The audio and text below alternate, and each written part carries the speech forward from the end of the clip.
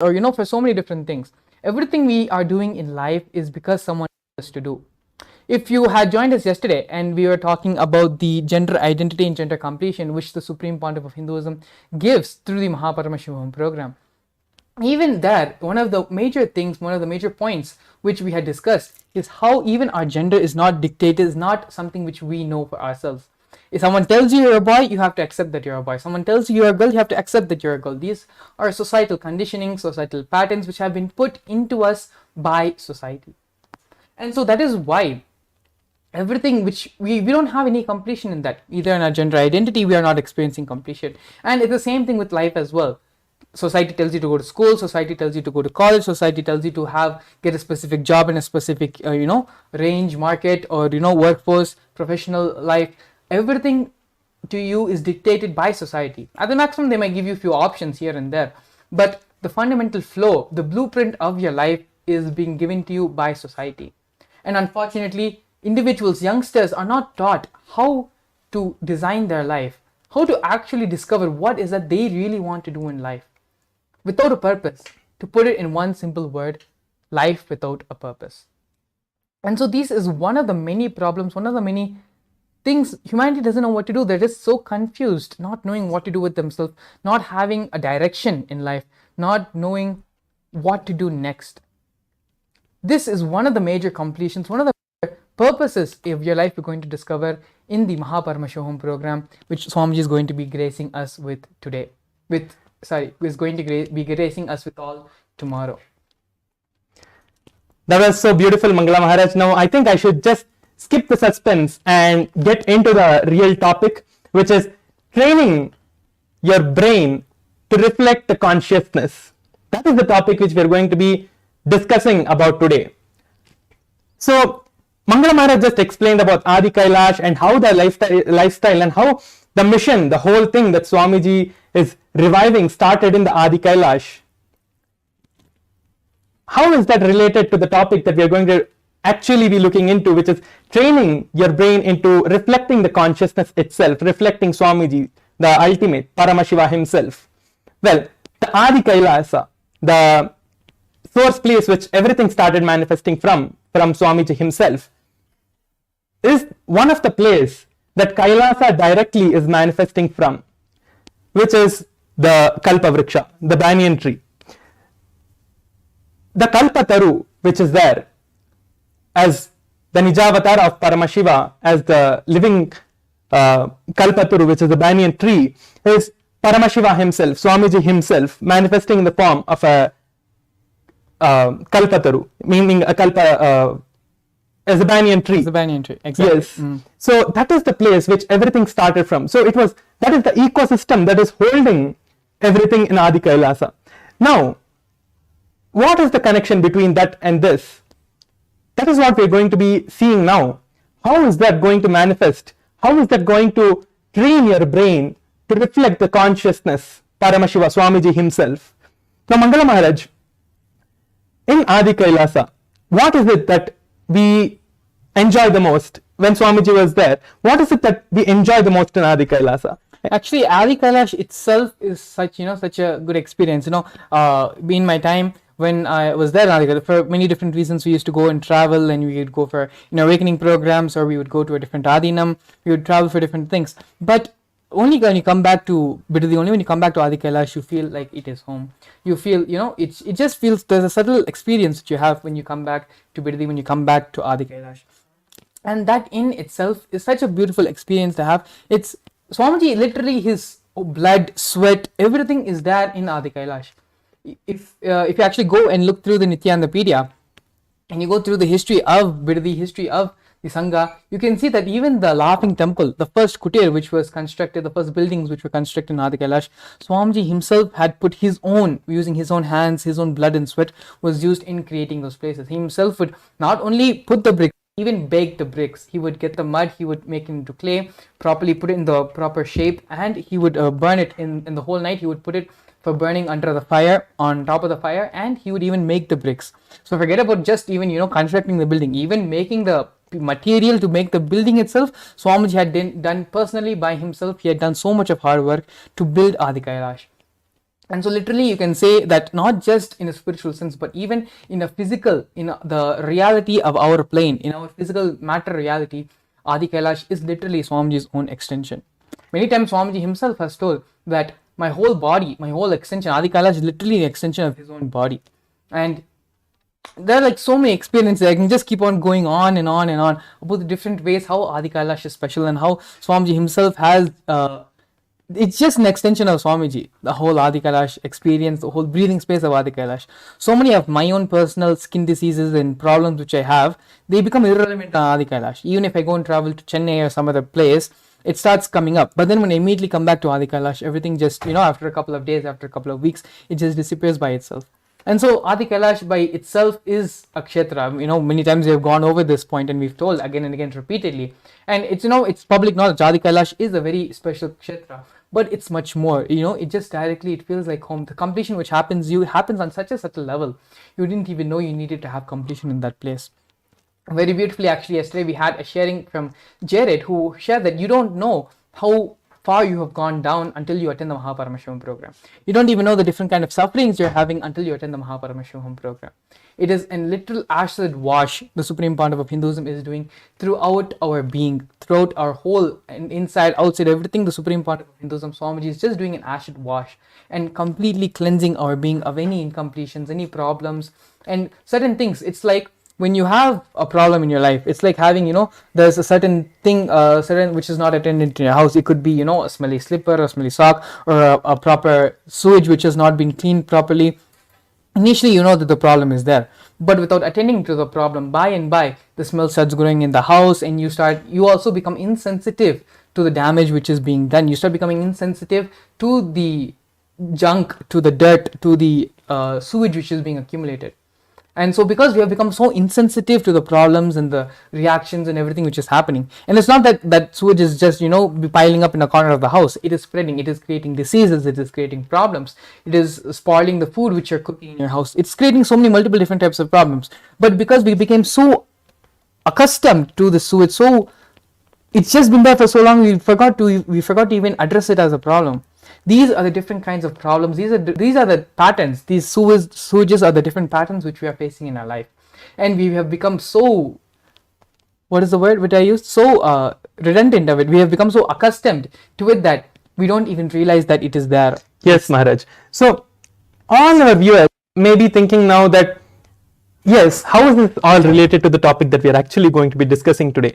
How is Adi Kailasa, the great ecosystem which has been built by the Supreme Pontiff of Hinduism himself, how is that going to help us? How is that related to anything in the Paramashivam program that is happening tomorrow and every day till March 1st?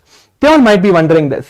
Now, let me tell you all that the Paramashivam program is nothing but the whole ecosystem itself recreated to all of you and given as the Paramashivam program that all of you have been experiencing, and whoever are watching, whoever have never attended Swamiji in any other program, who have just come to the program, who have just come here and just seeing us for the first time, Adi Kailash is an ecosystem for enlightenment.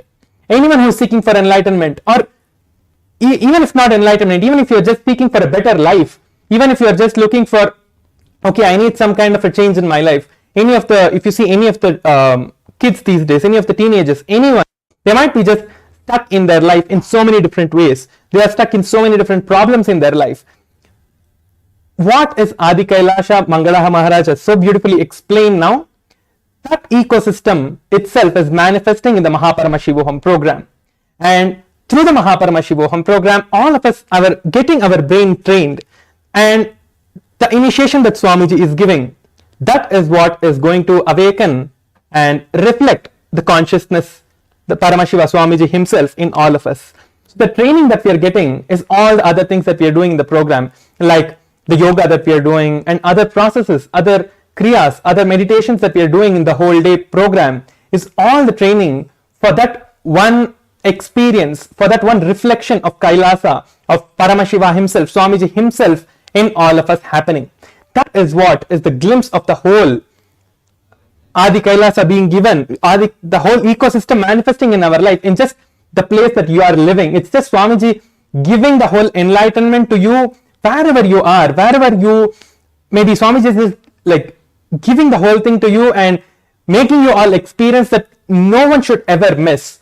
Swamiji is making sure of that no one even misses this in any circumstances of their life if they're not able to travel, because many people have seen that in when the programs used to be conducted in Adi Kailash, so many people used to be able to not travel because they were not able to get the flight tickets, they were not able to get the visas, they were not, so many different reasons people used to not be able to travel. But now Swamiji is manifesting the Kailasa itself, the Adi Kailasa itself in all of your lives, wherever you may be, whoever have maybe before because of some obstacle you have not been able to manifest the Paramashivoham or Mahaparamashivoham or any of the inner awakening programs that was conducted by Swamiji himself in Adi Kailasa or any other Kailasa. Now it is coming to all of your place as Kailasa itself coming to all of you. Swamiji himself is coming to all of your homes and giving, like, the whole initiation itself is coming to you wherever you are. You don't have to do anything literally. You just have to come and be attentive and be present in the program in front of Swamiji when Swamiji is giving the initiation.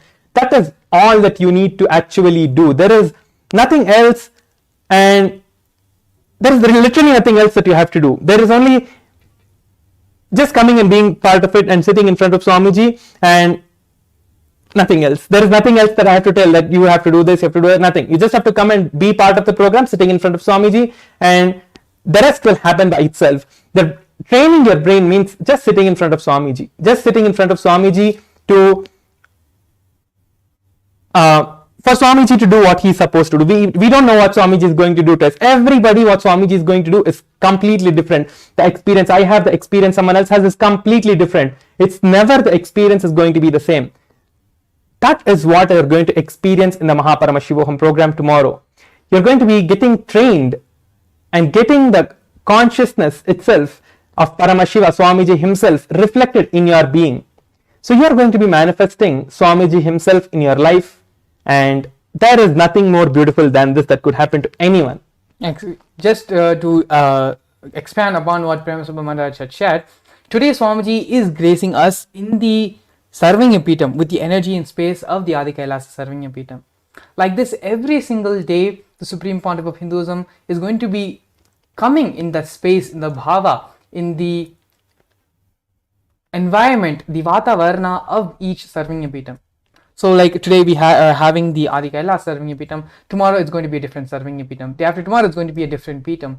And so the same way how Swamiji is bringing these Bhava Samaya Darshans, we're having the Bhava Samaya Darshans for almost a couple of years now. Swamiji has been continuously, regularly giving us various Bhava Samaya Darshans, and that's only being expanding and becoming more and more. So how having the darshan of Venkateshwara, darshan of Kalabhairava, of Lingodbhava, having all of them just being manifested in your screen, whether you're watching on your phone or your laptop or your TV, Kailasa is coming to you, Swamiji is coming to you, and that is only being expanded, not just to limited to the deity, to the God that Swamiji is manifesting, but also the Vatavarna, the environment, the Sarvanya Peetham also is being manifested, and that space, the same feeling, energy of that, of whatever the Sarvanya Peetham is, whatever the Pita is, the same energy is coming along as well. And so this is some of the things which you cannot, actually no one else can replicate. This is something which only Swamiji is doing and only Swamiji can do for all of us, for humanity.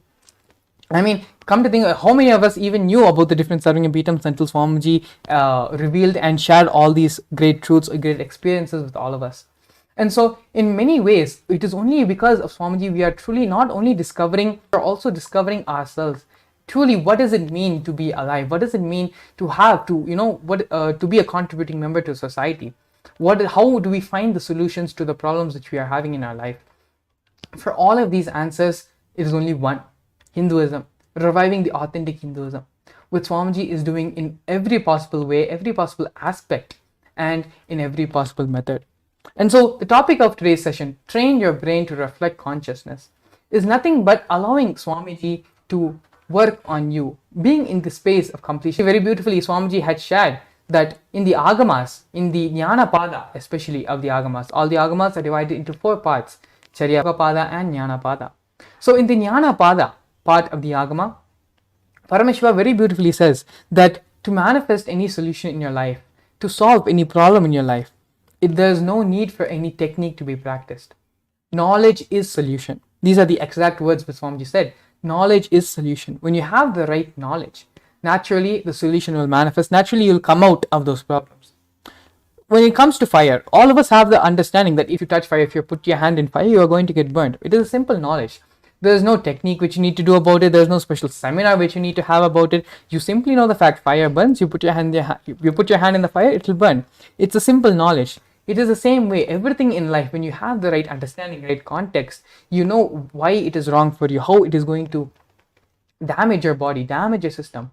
Naturally, you will just, it's not even a question. No one has a question, do I go put my hand in fire or not? That no one does. Yes. You just, everyone, it's a simple, mutual understanding everyone has. Fire burns. The same way, certain cognition, certain thought current, certain action, it burns your inner being, it burns the system. It burns the Swamiji in you. And it is this understanding which Paramashiva reveals in the Agamas, which the Supreme Pontiff of Hinduism is decoding and explaining to all of us in the language that we understand for our modern era, for the age which we speak. In this language, the Supreme Pontiff of Hinduism is giving and translating it in a way from the Sanskrit and the great Tamil of the languages in which these truths have been recorded to the language which we understand and speak. The translation of it is being done by the Supreme Pontiff of Hinduism and is being beautifully presented to all of us in a way where we can understand and we can speak in the same language in the same way. So coming again, these are all just glimpses, and as we said yesterday as well, we can only do so much by speaking. But it is only when you truly experience the program and listen to the experiences of others also who have gone through the previous Paramashivam programs, and they're going to be joining us, and they're going to be sharing on today's segment as well. We have a couple of devotees who are going to be coming and joining us and going to be sharing their experiences about the Paramashivam program. So you don't need to take our word for it, but you can even take people like you who are outside, who are studying, who are working, who have family, who have jobs. The amount of transformation which has happened in their life, in their own words, is incomparable. The amount of possibilities which open up in their life is unimaginable. We will be trying to do one thing, but a possibility, a door, a path, a new way for another thing opens up. Yesterday, beautifully, Tirupaya was sharing. He wanted to do more contribution through the field of yoga.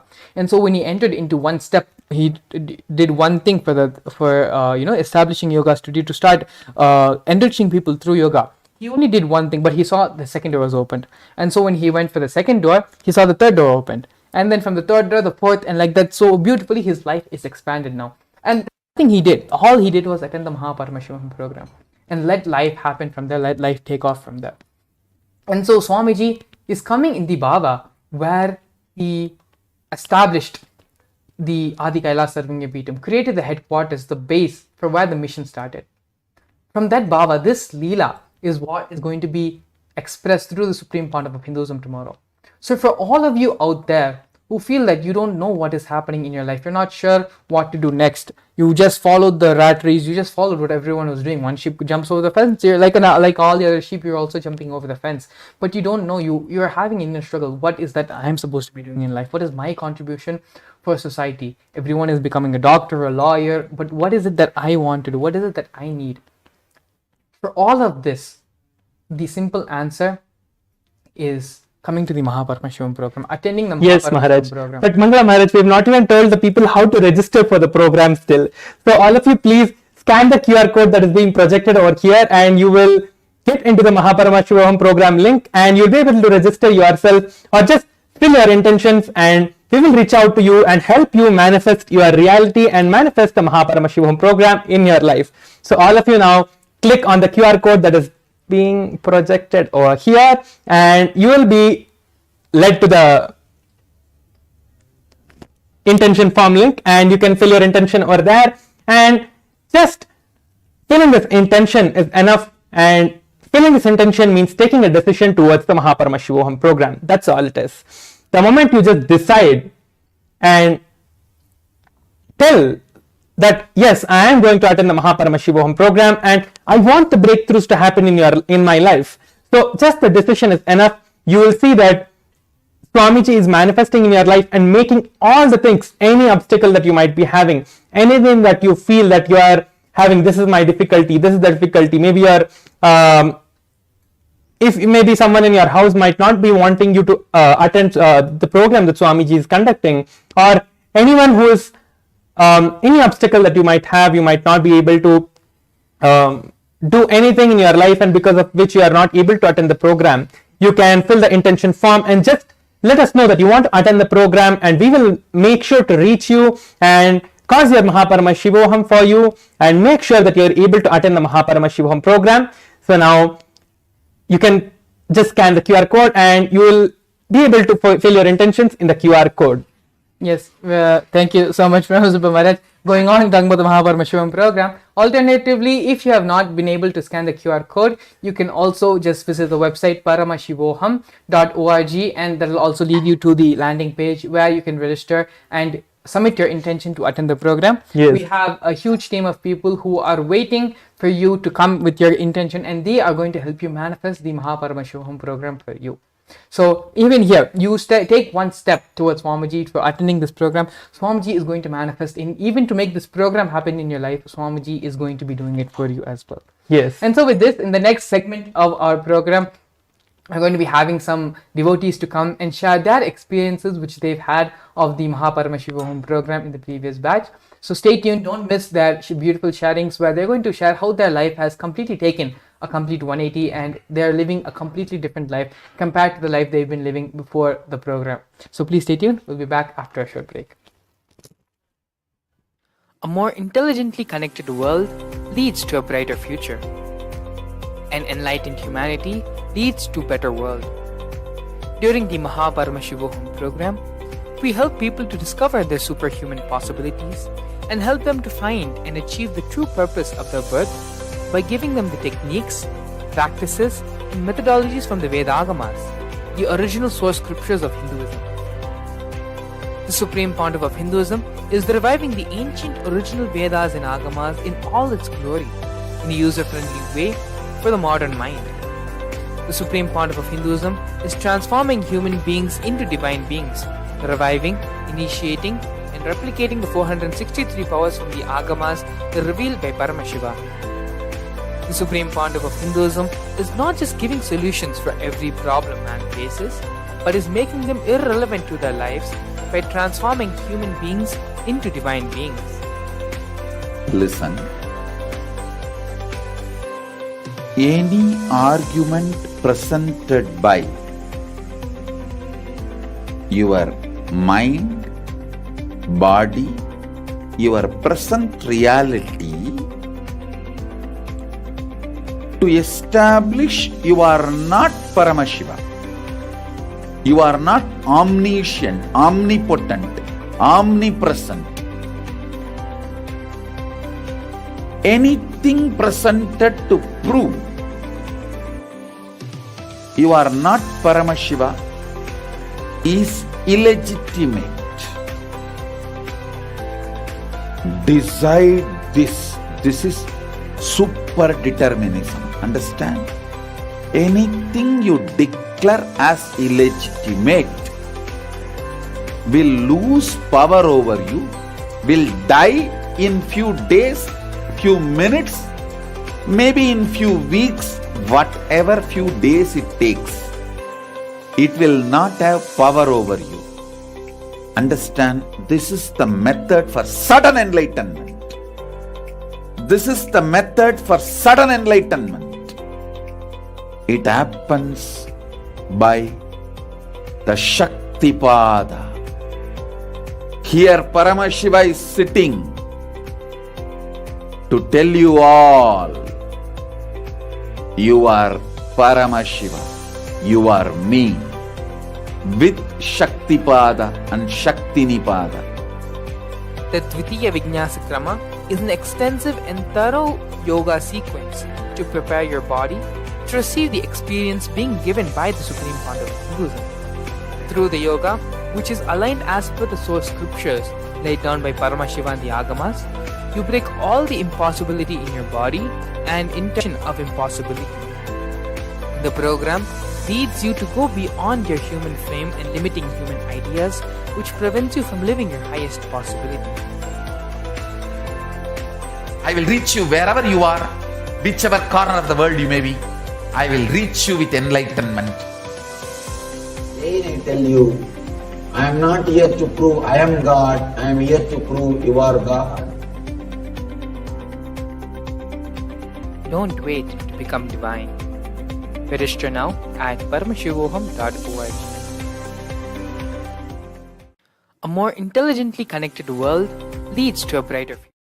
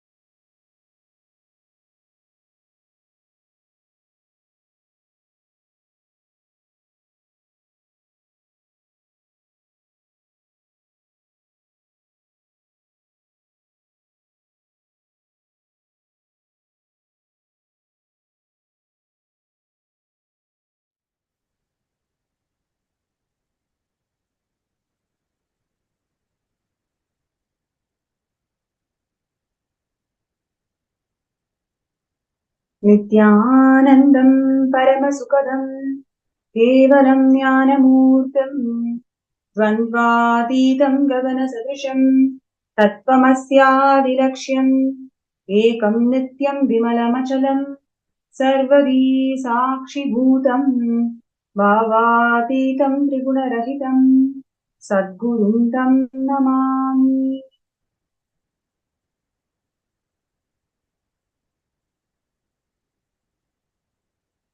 Nithyanandam. I welcome all the participants and viewers to this most eventful Bhava Samadhi Darshan. The Nijavatara, the Supreme Pontiff of Hinduism, Bhagavan Nithyananda Paramashivam, manifesting today as Mahasadashiva Murti, gracing the whole world with his presence, with the Bhava Samadhi Darshan, empowering all of us to experience the superconscious mutation.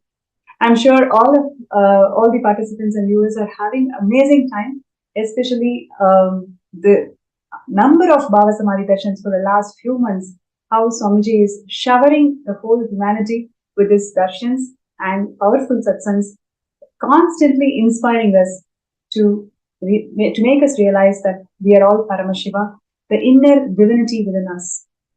So now today's segment is going to be one more interesting segment on the contributions of the Supreme Pontiff of Hinduism in gender equality. So before we get into the segment, we would like to share with all the participants that let us keep this space as interactive as possible. And if you have any questions, if you have any suggestions or comments, please feel free to use the MPSN group, the Paramashivam group in Facebook.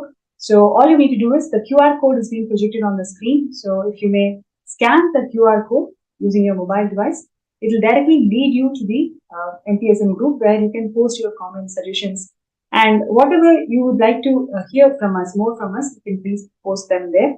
And in the end of this segment, we're also going to be having a third eye scanning segment. So whoever is finding obstacles to manifest being part of Sarvanipita, or you're finding obstacles to manifest the Maha Paramashivam Season 2 program, you can request for a third eye scan, and that will also be scanned at the end of this segment. So, so how many of you are excited for this segment and looking forward to listen and know more about the the contributions of Supreme Pontiff of Hinduism in gender equality? You may feel free to post that in the chat or in the MPSN group. Yes.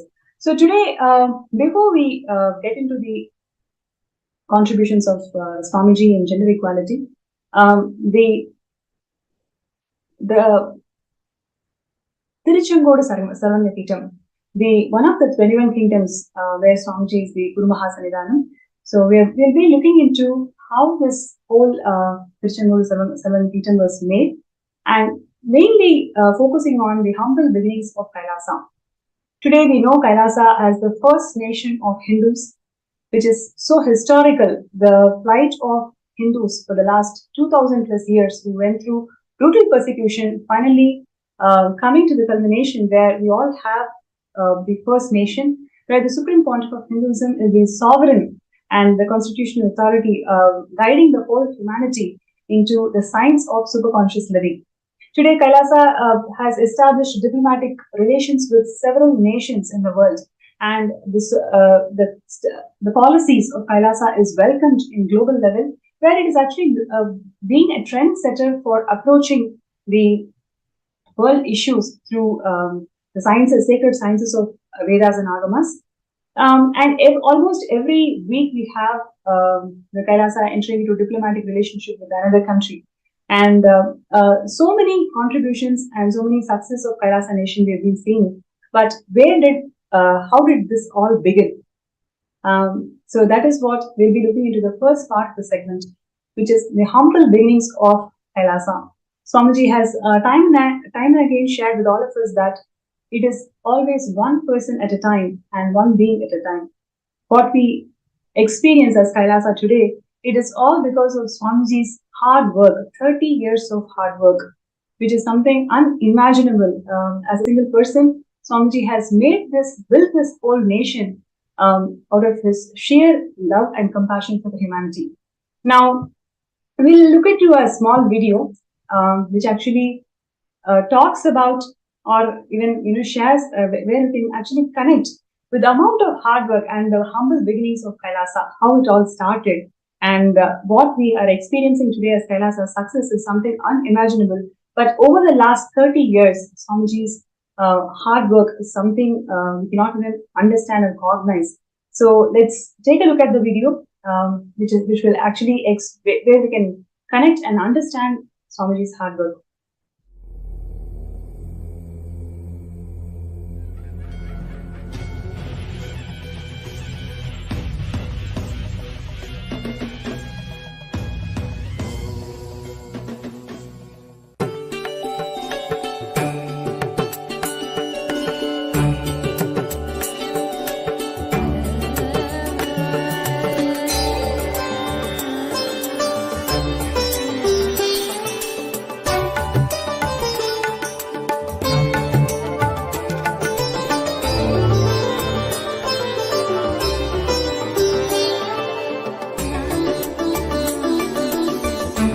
Adi Kailash Kutir.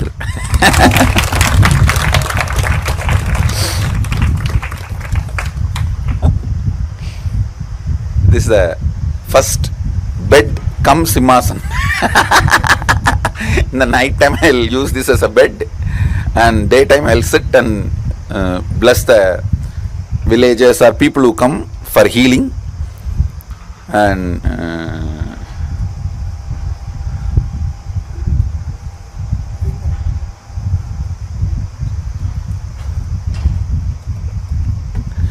see that shed where the pujari is staying now, that used to be only single wall and just the top. There is no three-side wall. So, but this building was there, which used to stay Pratap, the earlier owner. He used to stay.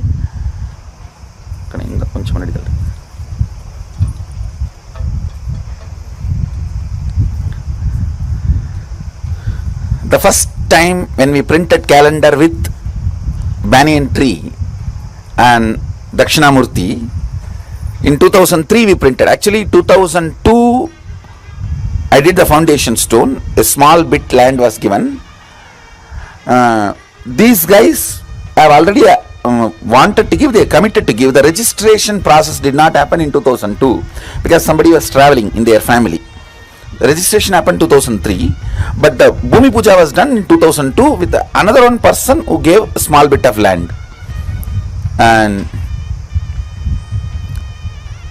so foundation was laid actually in 2002 on Chitra Nakshatram and Namavasya. Now only we found out it was Chitra Nakshatram.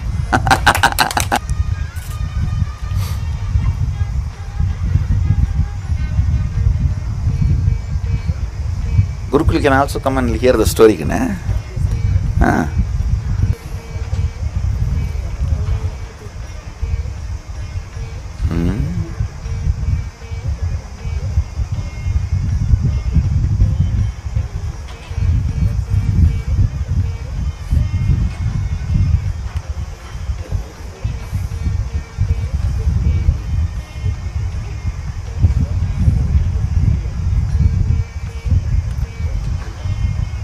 See, first calendar we printed, we offered to Dakshinamurti and brought it and stuck to the wall. Still it is there.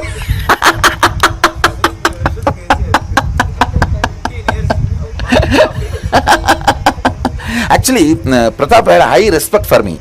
So after he allowed me to start using this. He never stayed here. He used to stay only in that building. He shifted there.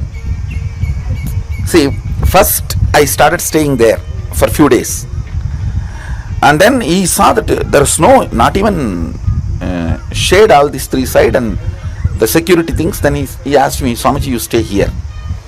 Then started staying here. He built a toilet just for me, and then once I started staying here, he stopped using it. So if at all he comes, then I'll go and rest there. Used to have that one, that kayar mat cart, the kaitakatlal solumilla, kaitakatlal kayar mat, rope cart, that kind of a cart here. And then that started giving way. It became a little old. So then I started using this nighttime bed and daytime simhasan. This was the 2-in-1.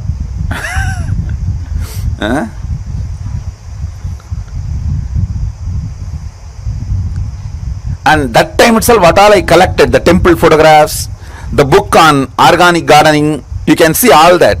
See, the whole Sangha, I had a clear vision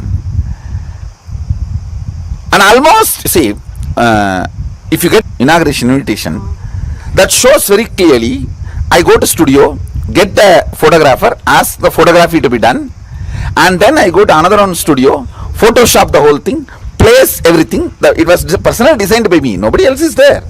Designing, then fun making the CM agree to come. That was you are sitting CM. Inaugurated, we had two functions, one for Swamis, one for politicians. So sitting CM and ex-former CM both came. Video is there. Both of them came for inauguration. We have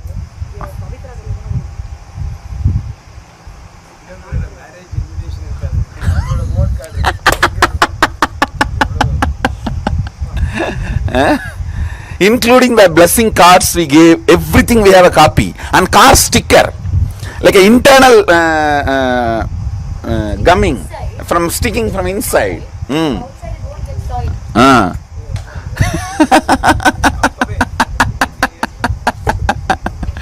When we started, and where we get few hundred rupee and do a work, we get few more hundred rupee and do a work. That way of lifestyle, that way of functioning.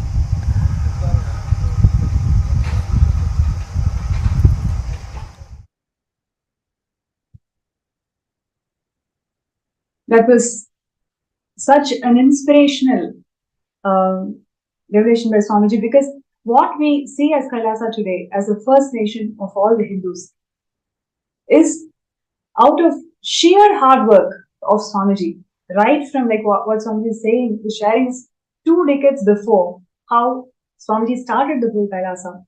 And in today's segment, we will be seeing the humble beginnings of Kailasa in Tiruchengodu Adinam, which is even before this Adi Kailasa sharing. So literally, how Swamiji started his first monastery.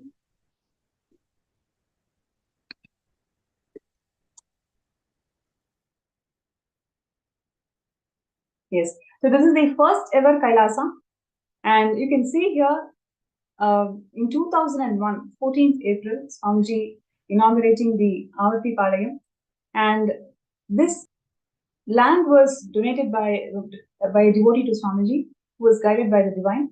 You can clearly see here how Swamiji is carrying the photos of the Guru and coming forward to inaugurate this historic place, the first ever Kailasa.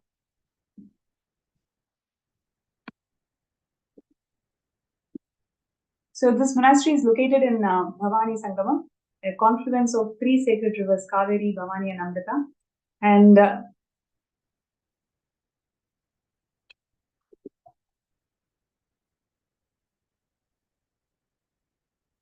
yes, you can see here literally Swamiji is organizing the entire monastery all by himself.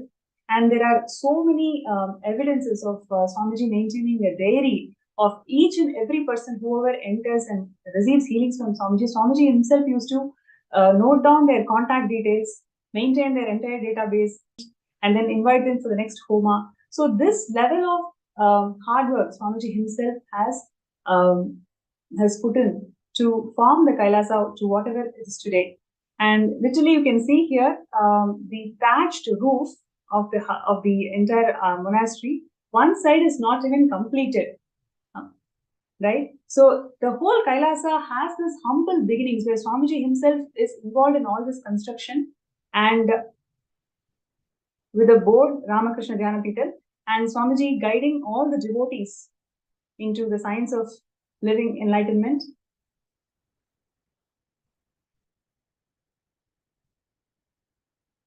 So it was hours and hours Swamiji spent in building each and every person, each and every being. So there are so many evidences where Swamiji has recorded a complete diary of all the people whoever visits the Adinam, receives healing, their entire contact database Swamiji maintains and follows up and ensures that they are healed and invites them for the next puja. And after they come to the puja, how we can develop into Adinavasi. So like that, each and everything Swamiji used to do all by himself back in 2001 itself, literally 2 decades before. And that was the beginning of the first ever Kailasa. And slowly from there to Adi Kailasa in Peter, and then literally Kailasas spread all across the world. And today they are standing as the first nation of Hindus. So one of the important contribution in today's segment, we're going to see one of the important contributions of Swamiji in terms of gender empowerment. Gender equality is one of the subjects that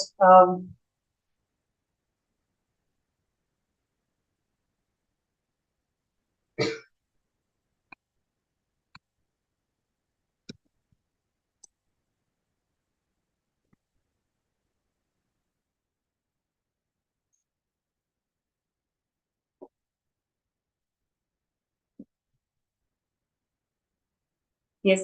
So the devastating impact of gender bias in the modern world. So, how the women are treated today. For example, you take the stats, about 200 million children and women experience physical and mental violence today. A study that was published in February 2021 found that women with promising academic careers have limited leadership prospects in workplace, and they also experience sexual and emotional violence in the workplace. It also reveals that females academic internal medicine hospitalists face frequent gender-based discrimination and sexual harassment in the workplace. And they also receive low pay, fewer benefits, fewer opportunities compared to men.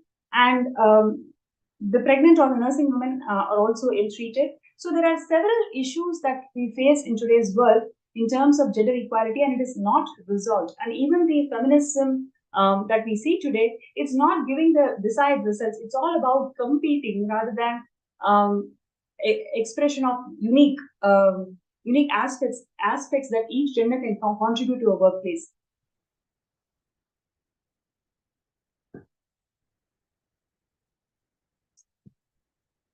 Now, let us take a few minutes to look into women in Hinduism, how women is treated in Hinduism. In Hinduism, women is the first guru. And Sadashiva says that Devi once asked, if I see Guru and God both at one time, to whom should I bow down? And Paramashivam says that you have to bow down to Guru. Right? In Hinduism, Guru has the utmost importance because Guru brings God in our lives. Only by the grace of Guru, God happens in our lives, which is why Paramashiva tells us always bow down to Guru. And Hinduism, Mother is the first Guru. So this is how we worship feminine consciousness in Hinduism. And one of the other things which I also wanted to bring it out is the sacred verses in Adharva Veda. One of the things that Hinduism is always persecuted is about how the sacred texts in Hinduism are mistranslated and misquoted, that they have always discriminated women in terms of equality. That is how the mistranslated and misquoted text talks about women in Hinduism. But now in today's segment, we're going to see some of the shocking revelations of how women in Hinduism is always respected. So one of the things that I wanted to share is the sacred text from the Adharva Veda, which talks about girls should train themselves to become complex scholars and youthful through brahmacharya and then enter the married life. This is from Adharva Veda 11.5.18. See, we always hear that girls are denied education in Hinduism. That is how the Macaulay text and the intellectual persecution on Hinduism has always showed us that girls are denied education. But as per the sacred verses, girls should be trained into complex methodologies and they have to become scholarly.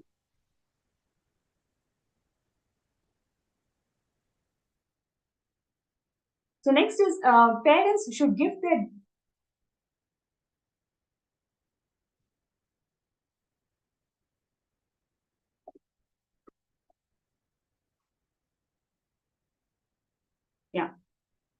Parents should give their daughter intellectuality and the power of knowledge when she leaves for the husband's home. They should give her wealth of knowledge.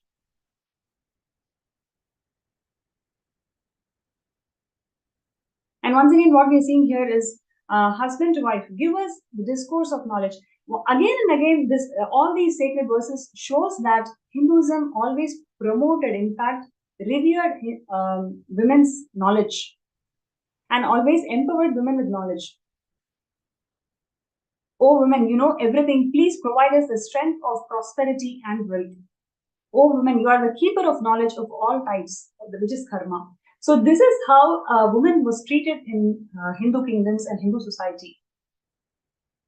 And more verses we are just sharing where it says that woman is endowed with knowledge. And this is a very important verse. We'd like to bring it to the attention of all the viewers. Oh groom, this bride is protector of your entire family. May she dwell in your home for a period and sow seeds of intellect. See, there is a verse, actually textbooks, which talks about how woman is always under the shadow of a man right from her birth, whether it is a father or a brother or a husband, all the time she needs to be under the shadow of a man. So this is how mistranslated and mis text on Hinduism portray such that women is experiencing a lot of discrimination in Hinduism, but in reality, the women after marriage, she is revered for the kind of knowledge that she brings to the family. Hey wife, become the queen and manager of everyone in the family of your husband. So this is how a woman was treated after she gets married. I'm knowledgeable and you are also knowledgeable. If I'm Samaved, then you are Rigveda. So literally we can see all these sacred verses talks about the intellectual knowledge that the woman carries and how she is revered by the entire society.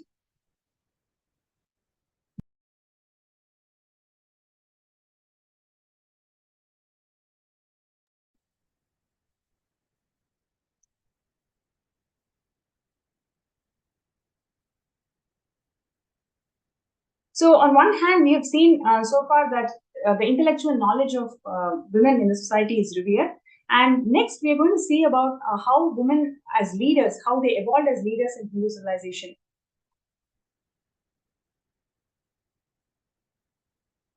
So one more sacred verse which talks about where a woman is sharing that my destiny is as glorious as the rising sun. I am the flag of my home and society. I am also their head. I can give impressive discourses. My sons conquer enemies. My daughter illuminates the whole world. I myself am winner of all enemies. My husband has infinite glory. I have made these sacrifices which make a king successful. I have also been successful. I have destroyed my enemies. You can see how powerful a woman used to be in Hindu kingdoms. Women should take part in legislative chambers and put their views on forefront. And in this mantra, it is enforced that wife or ruler should give education of politics to others. Likewise, the king should do justice for the people and queen should justify her role.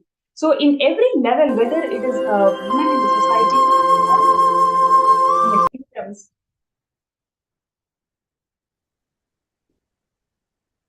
or a woman who is a ruler, in every level, woman is worshipped, revered, and respected for the knowledge and clarity that she brings to our lives. So this is how women used to be back in the days when Vedas and Agamas used as the constitution for running the entire Hindu kingdoms.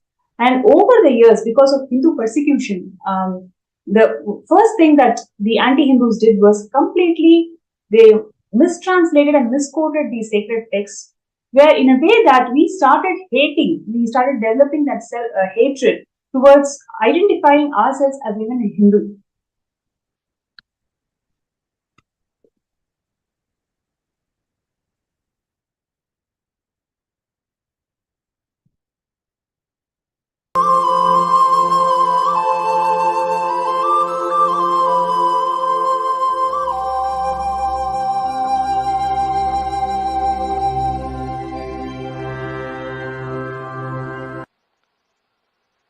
If you awaken the third eye, you don't have to go through. If you work on the third eye, You don't have to go through the regular, usual, logical system of thinking to come to a conclusion. That is why, from the time immemorial, women of India are asked to work on the third eye. She is like a counselor. She is like a counselor. Always the husbands, they come back in the evening and put all the business problems in front of her, get her ideas and opinion and counseling. She was respected because constantly she works on her third eye. There are so many ways to work on the third eye.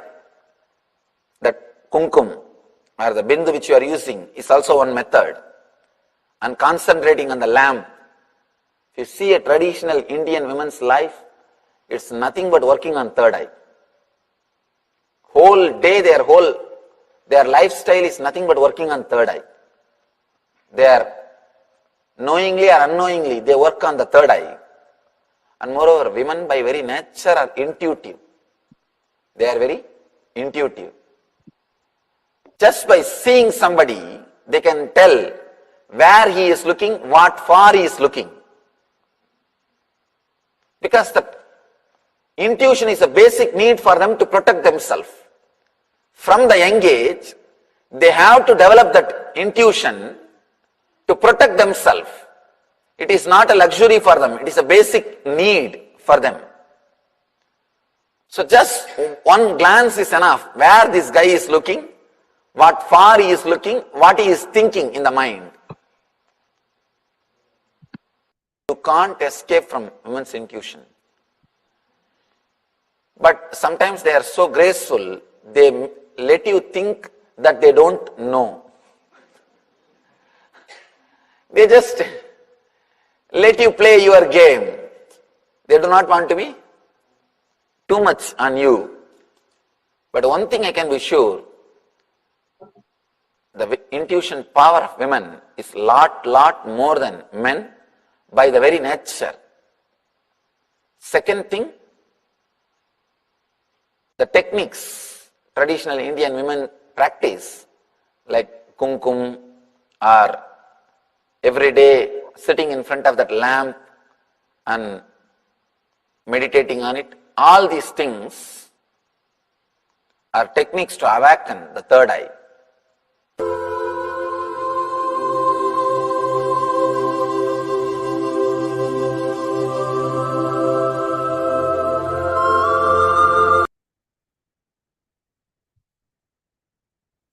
Now, let us also take a look at the Manusmriti, which is one of the most persecuted Hindu scripture, and how Manusmriti defines the roles and responsibilities and rights of women.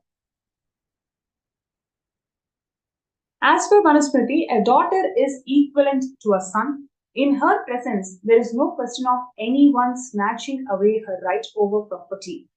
The right is equal in father's property for both son and the daughter.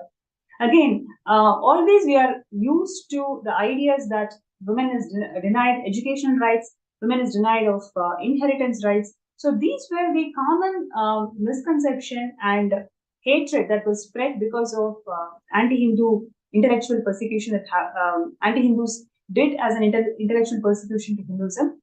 And now in this whole segment we'll be talking about the different Hindu laws which literally empower the Hindu women. A daughter alone has the right over personal property of her mother. That is one of the laws as per Manusmriti. And another law is, if a person has no kin survive, then his wealth be distributed equally amongst his brothers and sisters. If the elder brother refuses to give a due share to other brothers, then he is held culpable by law. So, in fact, if you are not going to respect women in the society, you are actually considered as a culprit. So, those relatives who rob away or thrive on wealth, property, vehicles, or dresses of a woman or her family are committers of sin.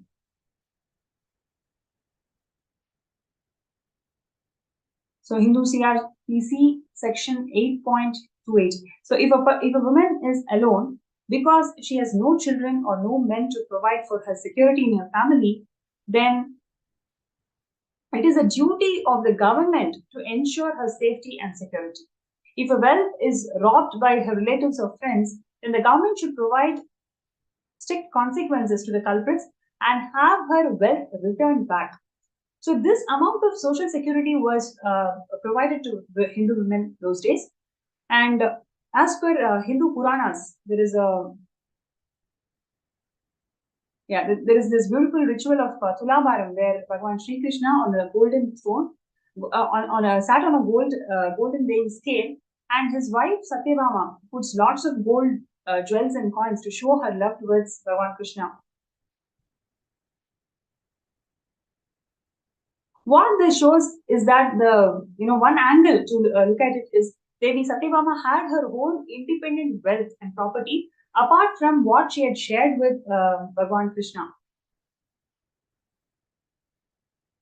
And for more than 4,900 years, until British broke and changed the Hindu law of succession and inheritance, Hindu women had right to inherit their own wealth, property, and assets.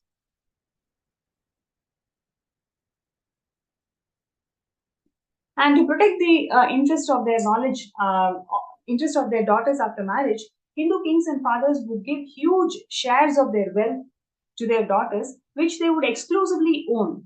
And as per Hindu law, it could not be taken away from her. But this was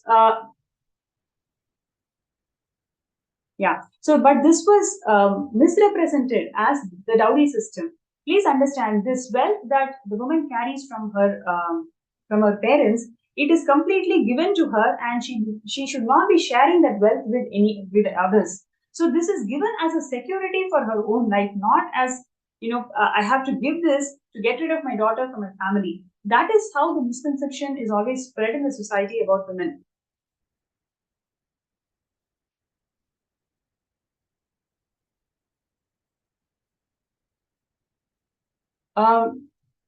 Yes. So ensure that these women never weep out of sorrow. So even they cannot cry as per Hindu law. Please understand, women is revered, respected, and so much of security and protection is provided to women. The society that respects women is the heaven, and where women are denigrated, even the noble actions go waste. If you have a chaste woman in your life, either as a wife or as a daughter or as a sister, as any one relationship, I tell you, listen to this word.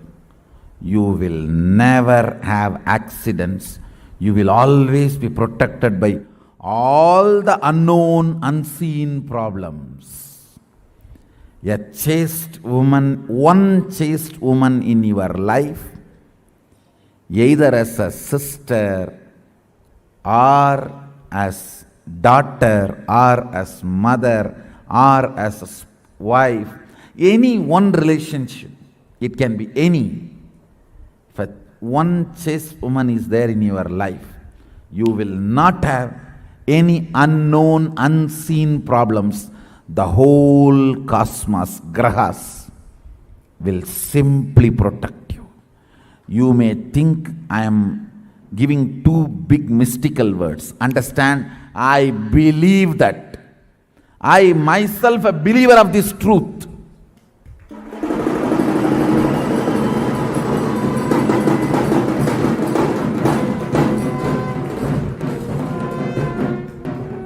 I myself a believer of this truth.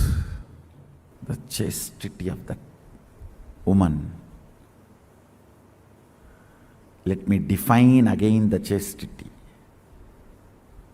The achalatva dimension of consciousness manifesting in body and mind in all relationships is chastity. Man having the chaste women in their life either as mother or daughter or sister or spouse or whatever, some relationship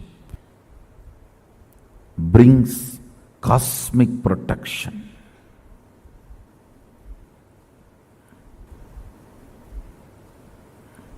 You don't know the power of it. Maybe I'll have to have few days satsang just for that. Just for that. I think it is my responsibility to reveal the sacred secrets of chastity in every dimension.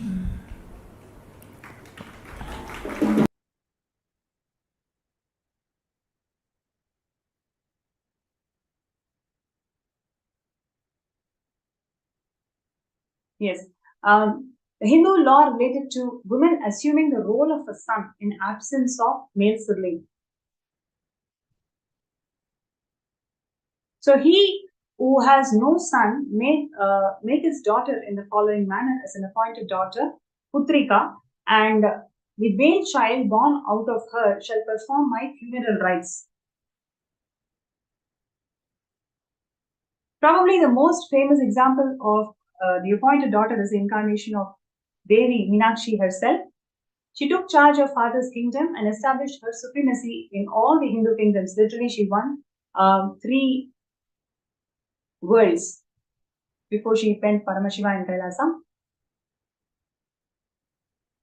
So, more examples of appointed daughter Putrika includes Queen Durgavati, Queen Ahilyabai, then Queen Avantibai.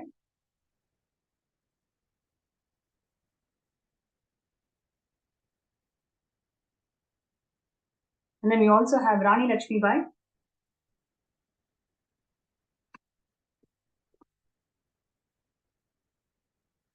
Yes. So far, we have seen various aspects of how gender equality never existed in Hinduism, and especially the laws pertaining to how the Hindu society was governed always provided the necessary protection to Hindus, to Hindu women. Whether it and we have clearly seeing that the dowry system, the sati, and women are denied of education. Women are denied with inheritance rights. All these are blatant lies that's been spread in the society by the anti-Hindus. And now in the next segment, we're going to see one of the most persecuted traditions of Hinduism, which is the Rudra Kanya tradition, which is actually called as a Devadasi's tradition, which is completely persecuted and spread lots of lies about it. So now we are going to see the Sarvaparitraga of Vellayamal, who used to be dancer from the dancer in the Srirangam temple. And in the Tamil month of Vaikasi, the Alauddin Khilji, who was the Sultanate who sent his commander to literally destroy the entire Srirangam temple.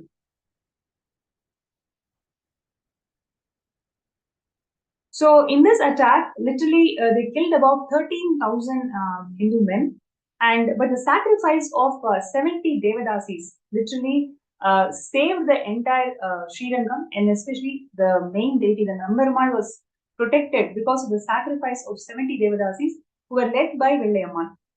The army of the Sultanate looted the entire lot of gold from the temple, but they were not able to seize the main deity, which is Lord Raghunatha Nambarmal.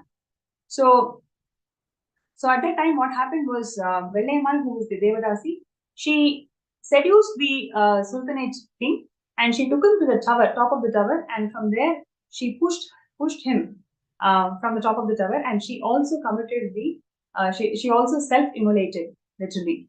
So, and the 70 Devadasis self-immolated themselves and literally burned the rest of the Sultanate army.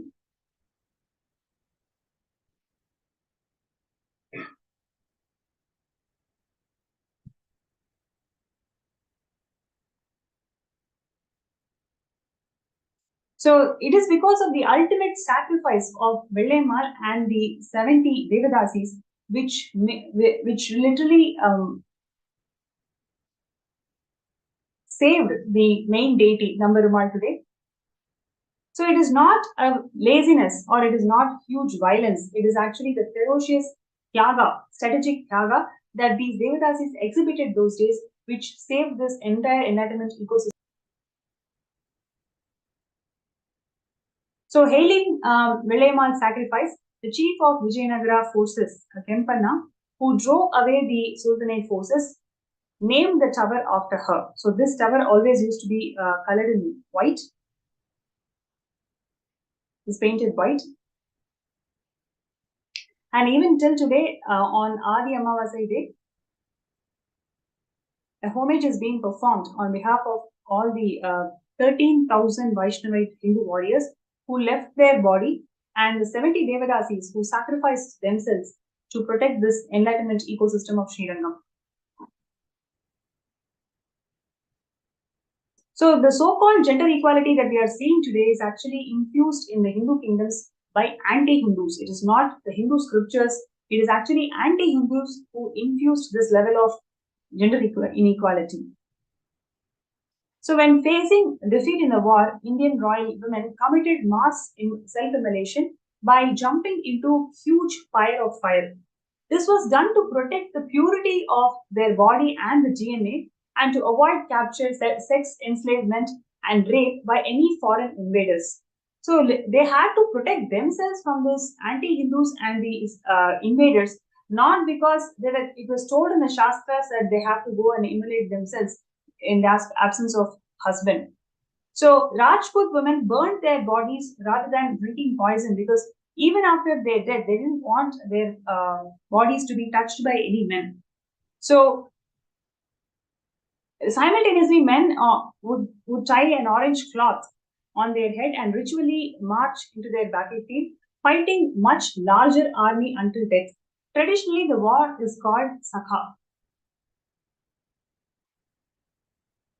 So far, we've seen a glimpse on how the Hindu women are empowered in the society, whether it is in terms of education or property inheritance or the administration skills or how they protected and held the whole ecosystem together with their strategic tyaga. This is what we have seen today. And Swamiji has literally revived all of these aspects, whatever we are talking about, how women used to be empowered in Vedic era.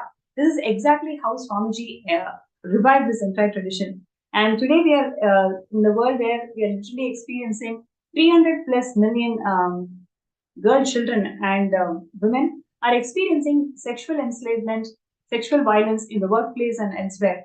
So, but Swamiji has revived Hindu feminism and made us all experience what is feminism in its true sense.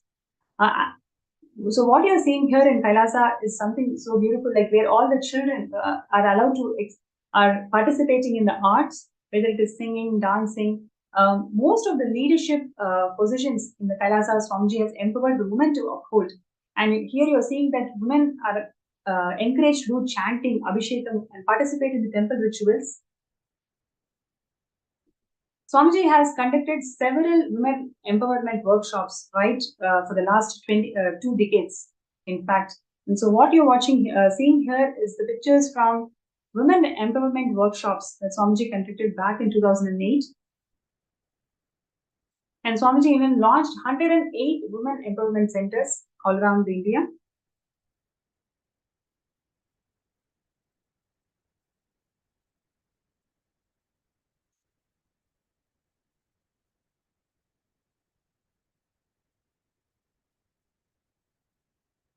And Swamiji also introduced Nithyananda Grama Seva Yojana, where women from rural parts of India, they are empowered to self-sustain themselves.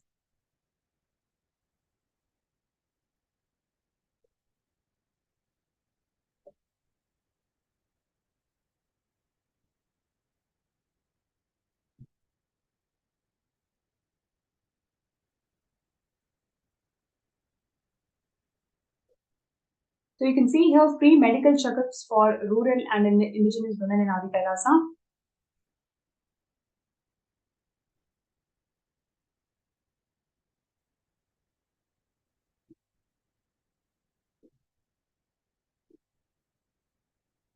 So several such initiatives the Supreme Pontiff of Hinduism has established in the last 3 decades of bridging the gap in the society about gender intolerance and gender inequality. What you're looking at, looking here is the rural women empowered through job training in jewelry making and science of Rudraksha.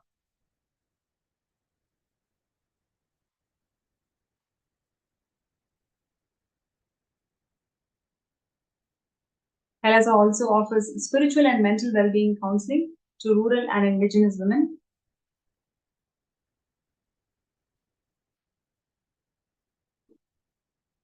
In addition to providing health assistance, medical camps for rural women.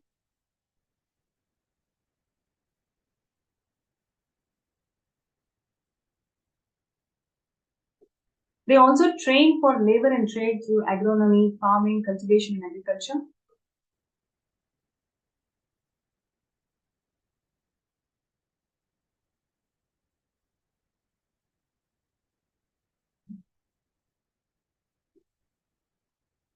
Kailasa has empowered the indigenous women through teaching them to perform Hindu rituals, temple administration, and training them in all temple sciences.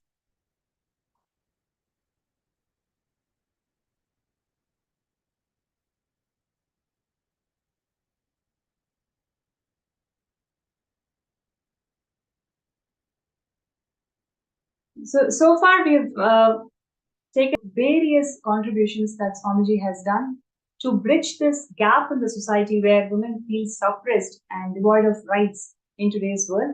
How Swamiji has empowered the divine feminine consciousness in all the women and literally revived the way how women used to be treated in Vedic era, whether it is in terms of excellence in education, empowering them in administration, empowering them in inheritance and empowering them in expressing themselves through arts and tyaga, the undeniable tyaga that woman is always epitome of.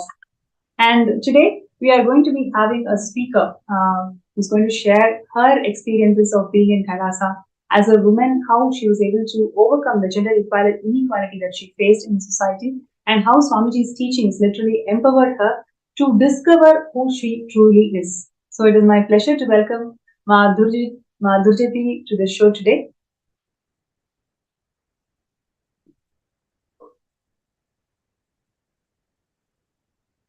Nithyananda. Yes, Nithyananda Ma. So first of all, thank you so much for joining the segment today. It is my pleasure to welcome you. And like I mentioned to all the participants and viewers, you've definitely gone through a lot before meeting Swamiji. And after meeting Swamiji, you can you can definitely see the changes and the confidence that you radiate as a being, as a woman in the society. So would you like to share an insight about how it was for you to be in the society before you met Swamiji, and how the teachings of Swamiji empowered you to face the society and be sure of who you are? I knew from a young age I was different. And throughout my life, I just felt like I didn't quite fit into the world. And I felt somehow, somewhere out there, my tribe is out there waiting. And it turns out it's you guys. I've been, an LGBTQ woman since a very young age, and as a woman,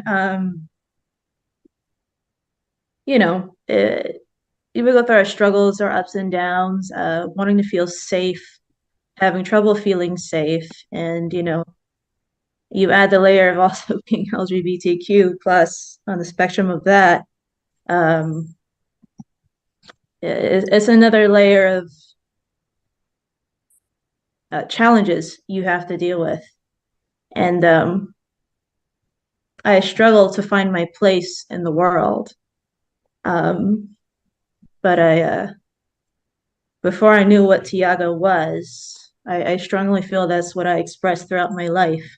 And ultimately, that's what led me to finding Swamiji and finding that place where I no longer feel that I don't fit in, like I found the right place. I was completely accepted, celebrated, and respected as a woman, and who I am as an LGBTQ woman. Wow. Would you like to share how Swamiji's teachings and Kailasa empowered you to be assured of this identity and also enrich the whole world about being confident about who you are?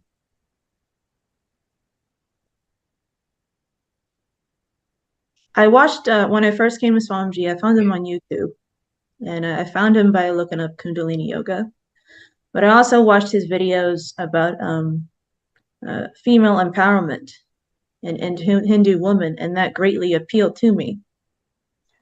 And I remember him speaking about him being transcendental gender. He was beyond gender as a Raja sannyasi.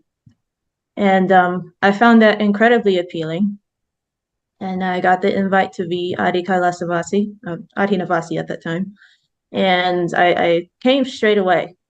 I wasted no time coming to India. And I was still learning about Swamiji and Hinduism's views on LGBTQ and women as well. And I had an open mind coming in. Like, see, Swamiji was my absolute very first introduction to Hinduism. I did not know Hinduism before him. So I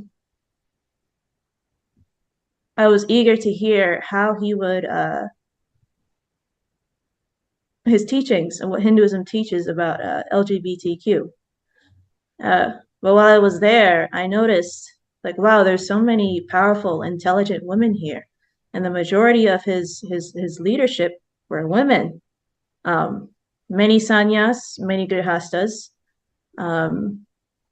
many mothers, grandmothers, even like young teenage girls, incredibly intelligent, powerful young women, like 16, 17, they already had leadership roles and they were rocking it. And I was so thoroughly impressed. And I remember just a few weeks into being Ahinavasi, he spoke about the LGBTQ views and mentioned how we're actually respected, celebrated, and revered in Hinduism. And he started talking about the 11 genders. And I was just floored. And I'm like, see, I mean, I already knew this was the guru for me, but then I definitely knew he was the guru for me. And Hinduism was absolutely a place I could go home. I was no longer orphaned. Hinduism was absolutely the path for me. Swamiji was the guru for me. And there was a place in Kailasa for me in my own unique path. And I was empowered and celebrated and accepted by many around me, and many like me as well. And since becoming his disciple, I felt incredibly empowered over the years, incredibly confident, like more sure about who I am. And I also learned that I'm more than just, LGBTQ. Like there's more. There's more layers to gender than what you read and learn about in society. There's more of a deeper spiritual aspect to it. So knowing that in Hinduism, there's 11 genders, like I learned more about myself. And it's been a beautiful journey of growth. And to be handheld by Swamiji himself in this journey, I feel more empowered than I've ever been in my life, for sure. Yes. Wow.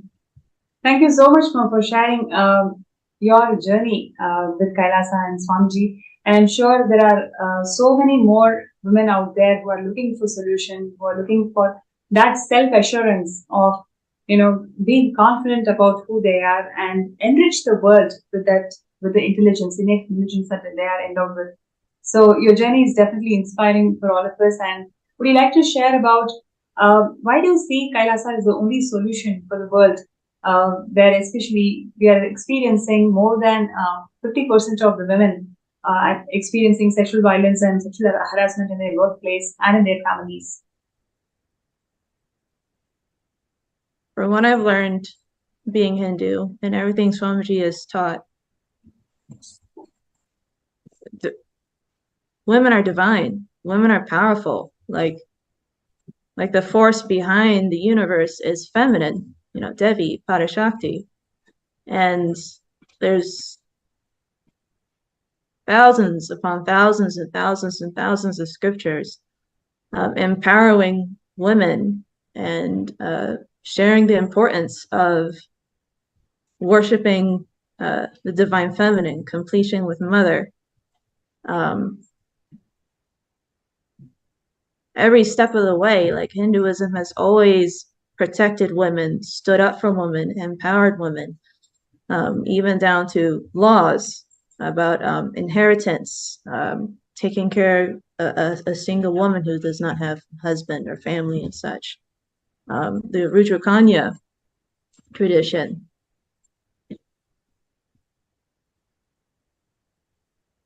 It's like in Hinduism, it's all encompassing. It protects and looks out for women in every aspect of her life. She doesn't have to pick and choose. Look at this, especially as a LGBTQ woman, like all of me is accepted, all of me is respected and celebrated. And the laws are meant to protect me too. And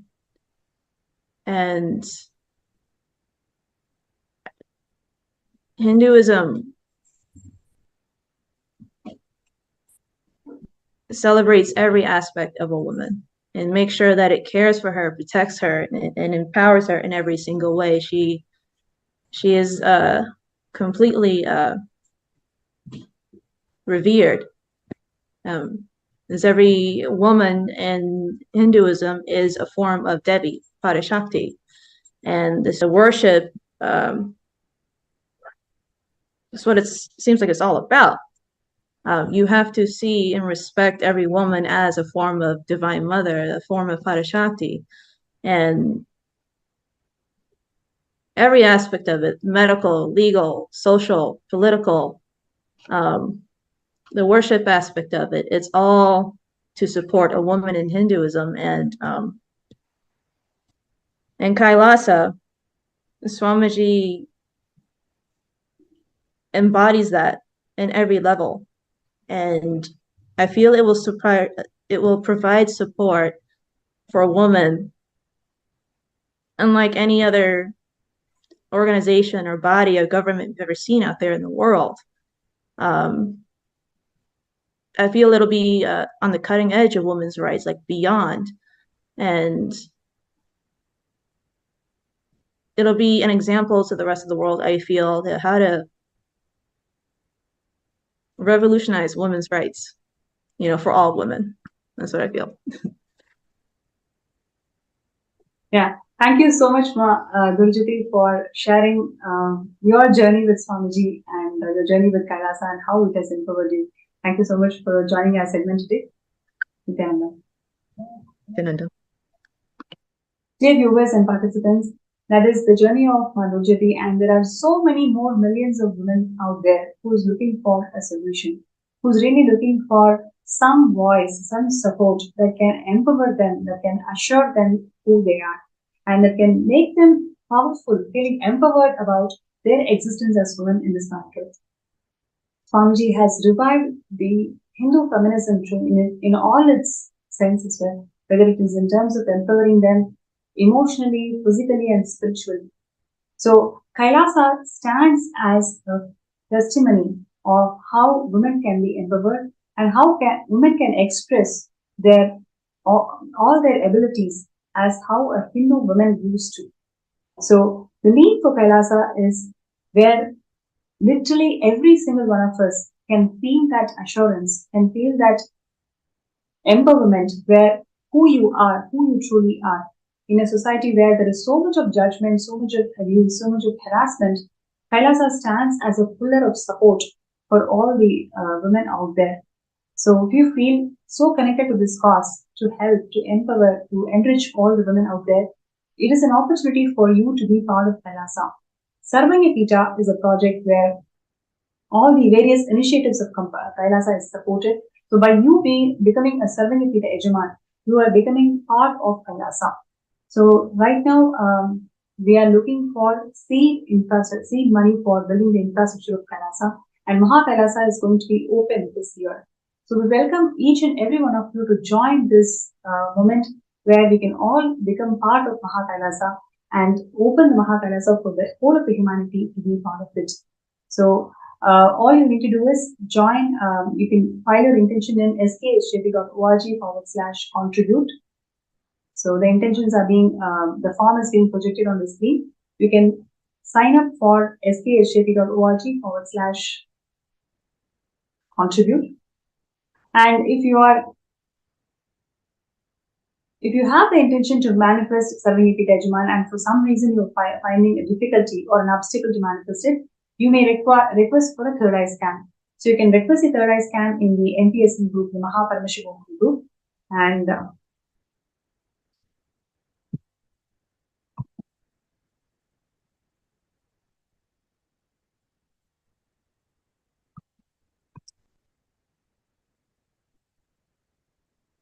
also would like to hear from the participants today. So many of you are women, and you have definitely connected with various other women in your society, in your office place, how they feel about themselves, how confident they are able to move and express themselves in society, you very well know. But on the other hand, after Swamiji has given all these initiations and powerful cognitions, how you are handling the society should be very different than how they handle it. So we like to share your thoughts and your cognitions on how women empowerment is being supported by Kailasa and Swamiji in a big way. Also requesting all the participants, whoever would like to have a third eye scan, you can post that in the MPSN group.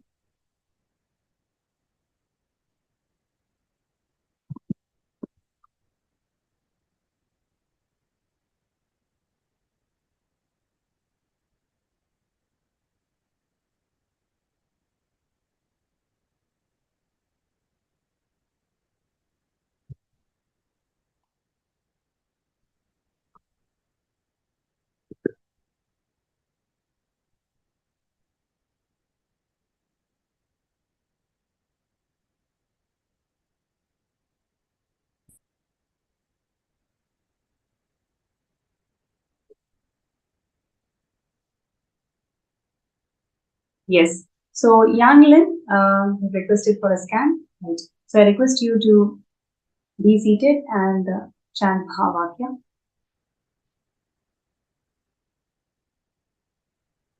Om Nithyananda Paramashivam. Om Nithyananda Paramashivam. Om Nithyananda Paramashivam.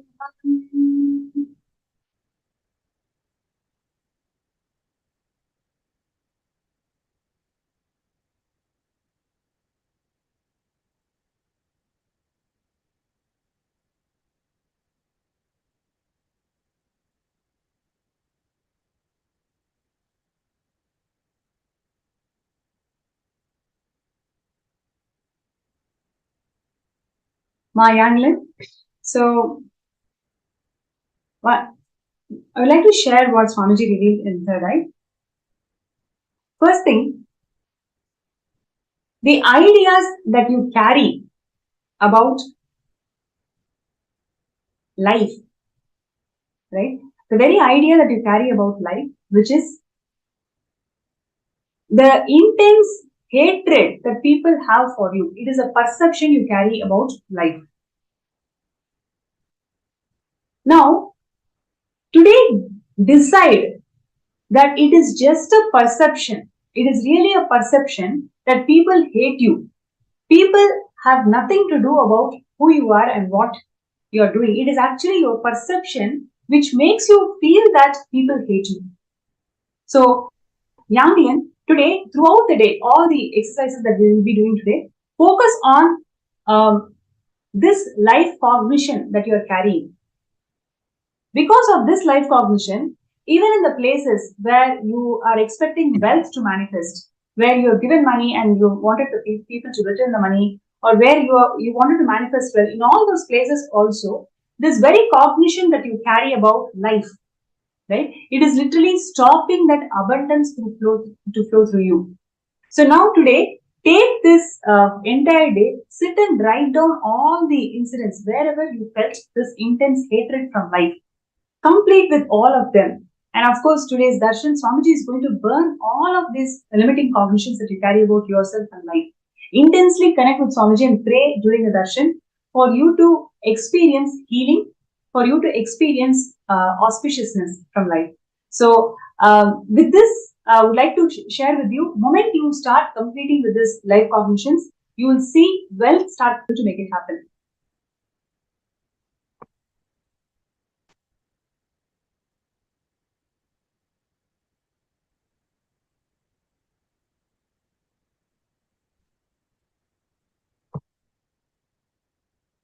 Yes. So, with this, we come to the end of this segment. I encourage and request all the participants, even if you have the intention to become a Sarvingapita Yajaman, but you don't know how to manifest, you need to understand that you need to take the first step. Just you taking that first step, Swamiji is going to take million steps for you to manifest this reality for you. So, requesting everybody, all the participants and viewers, decide to be part of this Kailasa nation, which is going to solve so many global problems that we are facing in the world today. Kailasa is the only solution that the humanity needs, and Swamiji is reviving Kailasa exclusively for all of us, and he has descended as incarnation of Paramashiva to revive Kailasa and bring back the glory of Hinduism, which has time-tested solutions for all the global problems that we are facing in the world today. So, with that note, we'd like to end today's session with the Purna Mantra. Om Purnamada Purnamidam Purnat Purnamudachyate Purnasya Purnamadaya Purnameva Vasishyate Om Shantihi Hari Om Tatsat Sarvam Bhagavat Shri Nithyananda Paramashiva Padukarpanamastu Om Nithyanandam.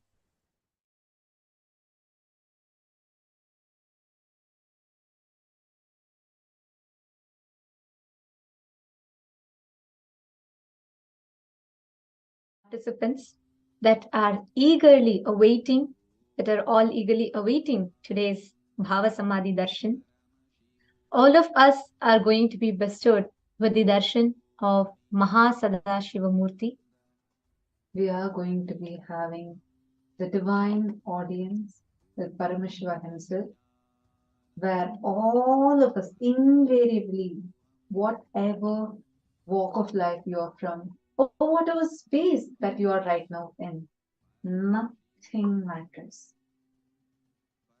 Whether you're stuck in some issues or you're stuck with something inside you or outside you, none of these matter, because all of us are going to enter into the Bhava Samadhi. All the live viewers that are watching us on YouTube and Facebook, if you want to be a part of this live Bhava Samadhi that's happening, you can avail this opportunity by signing up for Mahaparamashivam, because in Mahaparamashivam, right now, in just a few more minutes, we are going to be having a very, very special darshan and a very special session directly with the Supreme Pontiff of Hinduism himself.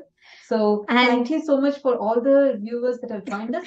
Anybody that wants to be a part of this is the call for all of you. Join us for Mahaparamashivam. And every day we are blessed with various different darshans and exclusive sessions with the Supreme Pontiff of Hinduism. Yesterday, Swamiji had a very powerful session, just one session which is equivalent to 10 Mahaparamashivohams.